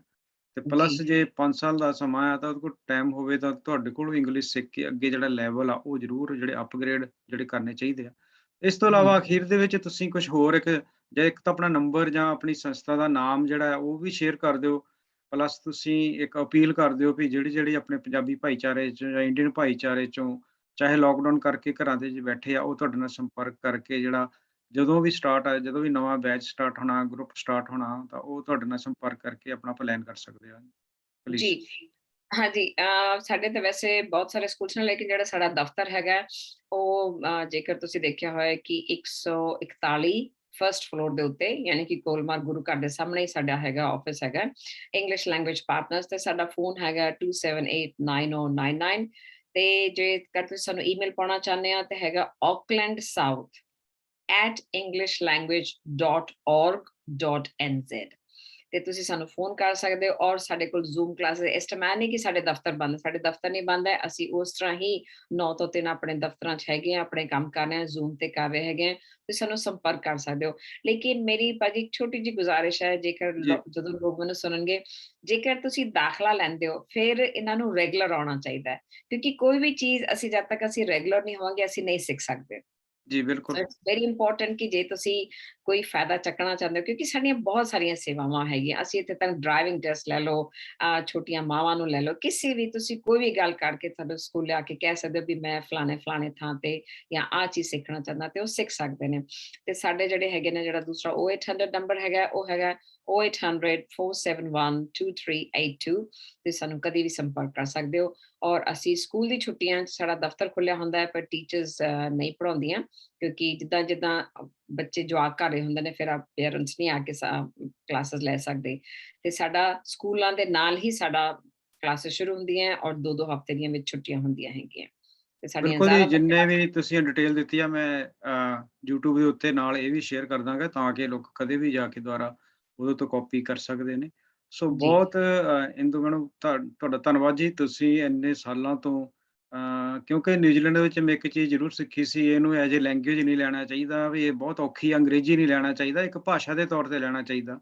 ਕਿਉਂਕਿ ਜੀ, ਇਹ ਜਿਹੜੇ ਲੋਕ ਹੈਗੇ ਆ, ਭਾਰਤੀ ਲੋਕਾਂ ਨੂੰ ਆਪਣੇ ਤੋਂ ਕਿਤੇ ਉੱਚਾ ਸਮਝਦੇ ਆ, ਕਿਉਂਕਿ ਇਹ ਲੋਕ ਸਿਰਫ ਇੱਕ ਜਾਂ ਵੱਧ ਤੋਂ ਵੱਧ 2 ਲੈਂਗੁਏਜ ਹੀ ਜਿਹੜੇ ਜਾਣਦੇ ਨੇ। ਪਰ ਜੇ ਭਾਰਤੀ ਲੋਕਾਂ ਦੇ ਉੱਤੇ ਉਹ ਪ੍ਰੋਫਾਈਲ ਦੇ ਉੱਤੇ ਦੇਖਦੇ ਆ, 2 ਤਾਂ ਐਵਰੇਜ ਹੀ ਆ। ਜੇ ਆਪਾਂ ਨਿਊਜ਼ੀਲੈਂਡ ਦੇ ਅੰਕੜਾ ਦੇ ਵਿੱਚ ਵੀ ਜਾ ਕੇ ਸਟੈਟ ਦੇ ਉੱਤੇ ਜਾ ਕੇ ਵੀ ਦੇਖੀਏ, ਤਾਂ ਸਾਰਿਆਂ ਤੋਂ ਜੀ, ਜ਼ਿਆਦਾ ਜਿਹੜੀਆਂ ਭਾਸ਼ਾਵਾਂ ਦੇ ਵਿੱਚ ਜਿਹੜੇ ਆਉਂਦੇ, ਉਹ ਇੰਡੀਅਨ ਲੋਕ ਹੀ ਆਉਂਦੇ ਨੇ। ਬਹੁਤੇ ਬੰਦੇ ਜੀ, ਨੇ ਜਿਹੜਾ ਦਿੱਲੀ ਵਾਲੇ ਹੋ ਗਏ, ਬੰਬੇ ਵਾਲੇ ਹੋ ਗਏ, ਉਹਨਾਂ ਨੂੰ ਤਾਂ 3-3 4-4 ਭਾਸ਼ਾਵਾਂ ਜਿਹੜੀਆਂ ਆਉਂਦੀਆਂ। ਸੋ ਜੀ, ਇਹ ਗੋਰੇ ਜਿਹੜੇ ਲੋਕ ਹੈਗੇ ਆ ਜਾਂ ਮੁਲਕਾਂ ਦੇ ਲੋਕ ਹੈਗੇ ਆ, ਉਹਨਾਂ ਦੇ ਲਈ ਜਿੱਦਾਂ ਇੱਕ ਭਾਸ਼ਾ ਆ, ਉਹ ਭਾਸ਼ਾ ਦੇ ਤੌਰ ਤੇ ਸਿੱਖਦੇ ਆ। ਲੇਕਿਨ ਅਸੀਂ ਸਿਰ ਦੇ ਉੱਤੇ ਏਦਾਂ ਨਾ ਹਾਵੀ ਹੋਣ ਦੇਈਏ ਕਿ ਵੀ ਅੰਗਰੇਜ਼ੀ ਇੱਕ ਜਿਹੜੀ ਬਹੁਤ ਪ੍ਰੋਮੀਨੈਂਟ ਹੈਗੀ ਹੈ, ਇਹਨੂੰ ਭਾਸ਼ਾ ਦੇ ਤੌਰ ਤੇ ਲਈਏ ਤਾਂ ਅਸੀਂ ਬਹੁਤ ਜਲਦੀ ਮੇਰੇ ਹਿਸਾਬ ਨਾਲ ਸਿੱਖ ਸਕਦੇ ਹਾਂ। ਸੋ ਜੀ, ਇਹੀ ਚੀਜ਼ ਜਿਹੜੀ ਆ ਸਾਡੇ ਜੇ ਅਸੀਂ ਇਸ ਮੁਲਕ ਨੂੰ ਆਪਣਾ ਵਤਨ ਬਣਾ ਲਿਆ ਤੇ ਆਉਣ ਵਾਲੇ ਸਮੇਂ 'ਚ ਸਾਡੇ ਲਈ ਬਹੁਤ ਜਿਹੜੀ ਹੈ ਯੂਜਫੁਲ ਵੀ ਰਹਿਣੀ ਆ। ਸੋ ਹਾਂਜੀ, ਬਹੁਤ ਕਿਉਂਕਿ ਧੰਨਵਾਦ ਜੀ ਤੁਹਾਡਾ, ਤੁਸੀਂ ਜਾਣਕਾਰੀ ਦਿੱਤੀ ਆ, ਤੇ ਮੈਂ ਆਸ ਕਰਦਾ ਹਾਂ ਜਿਹੜਾ ਆਪਣਾ ਪੰਜਾਬੀ ਭਾਈਚਾਰਾ ਆ, ਉਹ ਜ਼ਰੂਰ ਤੁਹਾਡੀਆਂ ਜਿਹੜੀਆਂ ਸੇਵਾਵਾਂ ਤੋਂ ਆਉਣ ਵਾਲੇ ਸਮੇਂ ਦੇ ਵਿੱਚ ਲਾਭ ਲਏਗਾ, ਤੇ ਇਸੇ ਤਰ੍ਹਾਂ ਸੇਵਾ ਕਰਦੇ ਰਹੋ ਜੀ। ਸ਼ੱਬਾ ਖੈਰ ਤੇ ਚੜ੍ਹਦੀ ਕਲਾ। ਬਹੁਤ ਬਹੁਤ ਸ਼ੁਕਰੀਆ ਜੀ, ਬਹੁਤ ਬਹੁਤ ਸ਼ੁਕਰੀਆ, ਥੈਂਕ ਯੂ ਜੀ। ਥੈਂਕ ਯੂ ਸਤਿ ਜੀ, ਸ਼੍ਰੀ ਸਤਿ ਅਕਾਲ। ਸ੍ਰੀ ਅਕਾਲ, ਬਾਏ।